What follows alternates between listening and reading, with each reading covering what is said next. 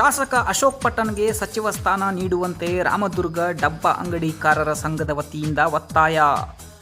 ರಾಜ್ಯದ ನೂತನ ಮುಖ್ಯಮಂತ್ರಿ ಡಿಕೆ ಶಿವಕುಮಾರ್ ಅವರ ಸಂಪುಟದಲ್ಲಿ ಬೆಳಗಾವಿ ಜಿಲ್ಲೆ ರಾಮದುರ್ಗ ತಾಲೂಕಿನ ಶಾಸಕ ಅಶೋಕ್ ಪಟ್ಟಣ್ ಅವರಿಗೆ ಸಚಿವ ಸ್ಥಾನ ನೀಡುವಂತೆ ಆಗ್ರಹಿಸಿ ರಾಮದುರ್ಗ ಡಬ್ಬ ಅಂಗಡಿಕಾರರ ಸಂಘದ ವತಿಯಿಂದ ಒತ್ತಾಯಿಸಿದರು. ಪಟ್ಟಣದಲ್ಲಿ ಸುದ್ದಿಗೋಷ್ಠಿ ನಡೆಸಿ ಮಾತನಾಡಿದ ಅವರು, ಶಾಸಕ ಅಶೋಕ್ ಪಟ್ಟಣ್ ರವರು ಜಾತ್ಯತೀತ ಪ್ರಶ್ನಾತೀತ ನಾಯಕರಾಗಿದ್ದಾರೆ.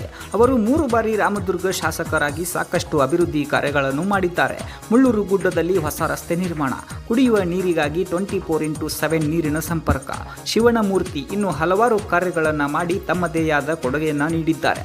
ಮುಖ್ಯಮಂತ್ರಿ ಡಿಕೆ ಶಿವಕುಮಾರ್ ಅವರ ಸಂಪುಟದಲ್ಲಿ ಮೊದಲನೇ ಶಾಸಕ ಅಶೋಕ್ ಪಟ್ಟಣ್ ರವರಿಗೆ ಸಚಿವ ಸ್ಥಾನ ಸಿಗದೇ ಇರುವುದು ರಾಮದುರ್ಗ ಜನತೆಗೆ ಬೇಸರ ತಂದಿದೆ. 2ನೇ ಹಂತದಲ್ಲಿ ಶಾಸಕ ಅಶೋಕ್ ಪಟ್ಟಣ್ ರವರಿಗೆ ಸಚಿವ ಸ್ಥಾನ ನೀಡಲೇಬೇಕು, ಇಲ್ಲದಿದ್ದರೆ ಪ್ರತಿಭಟನೆ ಮಾಡಲಾಗುವುದು ಎಂದು ಹೇಳಿದರು.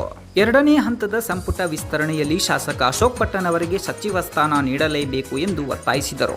ಈ ಸಂದರ್ಭದಲ್ಲಿ ಡಬ್ಬ ಅಂಗಡಿಕಾರರ ಸಂಘದ ಅಧ್ಯಕ್ಷ ಫಾರೂಕ್ ಶೇಖ್, ಕಾರ್ಯದರ್ಶಿ ಮೆಹಬೂಬ್ ನದಾಫ್, ರಾಹುಲ್ ಬೋಕರೆ, ತೌಫಿಕ್ ಗೋಕಾಕ್, ರಾಜು ನಾವಿ, ಅಶೋಕ್ ಹಡ್ಪತ್, ರಂಜಾನ್ ನದಾಫ್, ಅಶೋಕ್ ಸಾಳೊಂಕೆ ಉಪಸ್ಥಿತರಿದ್ದರು.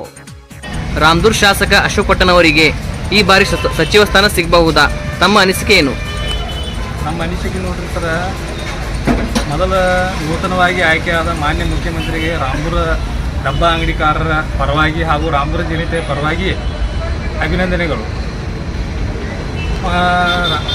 ಬೆಳಗಾವಿ ಜಿಲ್ಲೆ ರಾಮದುರ್ಗ ತಾಲೂಕಿನ ಶ್ರೀ ಅಶೋಕ್ ಪಟ್ಟಣ್ ಅವರು 3 ಸಲ ಆಯ್ಕೆಯಾಗಿ ರಾಮದುರ್ಗ ನಗರ ಅಭಿವೃದ್ಧಿ ಮಾಡಿದ್ದಾರೆ.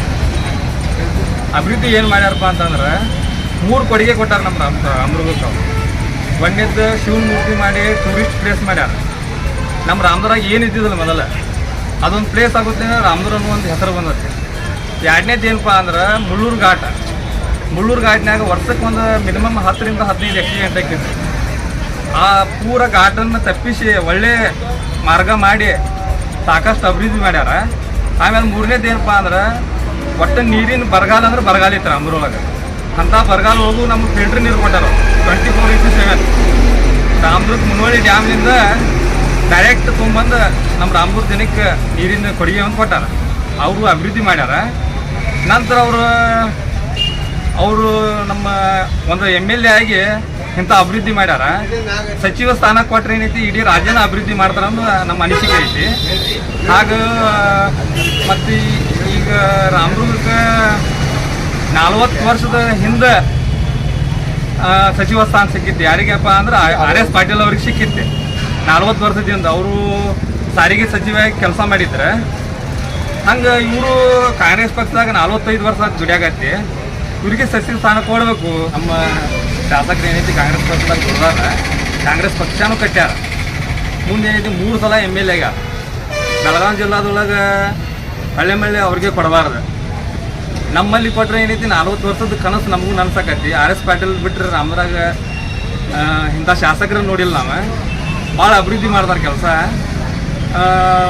2ನೇ ಹಂತದಾಗ ಏನೈತಿ 20 ಜನದೊಳಗೆ ಇವ್ರದ್ದು ಒಂದು ಹೆಸರು ಹಾಕಿ ಇವ್ರಿಗೆ ಸಚಿವ ಸ್ಥಾನ ಕೊಡಬೇಕಂತೇಳಿ ಮಾನ್ಯ DK ಸಾಹೇಬರಿಗೆ, ಮುಖ್ಯಮಂತ್ರಿಗಳಾದಂಥ DK ಸಾಹೇಬರಿಗೆ ವಿನಂತಿ ಮಾಡಿಕೊಡ್ತೀವಿ.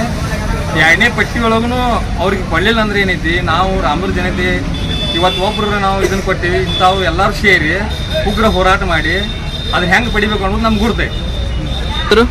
ನನ್ನ ಹೆಸರು ಮೆಹಬೂಬ್ ನದಾಫ, ಡಬ್ಬ ಅಂಗಡಿಕಾರರ ಸೆಕ್ರೆಟರಿ.